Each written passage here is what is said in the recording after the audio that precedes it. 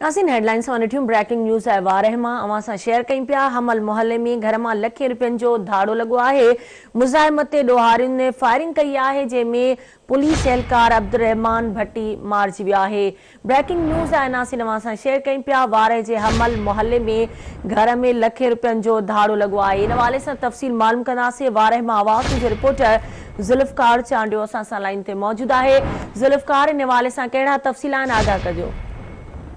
रात देर सां वारे शहर के हमल मोहल्ले में नामालूम हथियार बंदन अली खान भट्टी के घर में घिड़ी हथियारन के ज़ोर से सभी घर बातन के यरगमाल बनाए। घर में जो भी कीमती सामान पियो हुयो, पैसा हुआ, सोन हुयो, समूरो हुनन जेको आहे सो खयो। उन खां पोइ घर मां कंहिं हिकु भाती मैसेज करे पंहिंजे वेझे अज़ीज़ अब्दुर्रहमान भट्टी जेको पुलिस में जमादार है जंहिंखे ॿुधायो त असांजे घर में चोर पिया आहिनि, जल्दी पहुची वञो। अब्दुर्रहमान जीअं ई दरवाजे ते पहुतो त चोर तक़रीबन 1 कलाक ताईं उन घर में मौजूद हुया।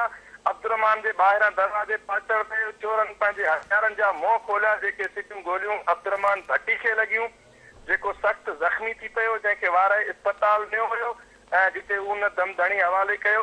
उन बाद जेको आहे सो वारसनि सां बि असांजो राब्तो थियो आहे। उन्हनि इहो ॿुधायो चोर आसानी सां फरार थी विया आहिनि उतां, ऐं वारसनि इहो ॿुधायो त असांजी कंहिंसां बि दुश्मनी न आहे। ही ॾोहारी हुया जेके असांजे घर में 1 कलाक ताईं घर बातन के यरगमाल बणाए इन्हनि धाड़ो आयूं, ऐं असांजो अज़ीज़ जीअं ई असांजे मैसेज ते पहुतो त उनखे बि गोलियूं हणी उन्हनि जेको आहे सो मारे छॾियो आहे।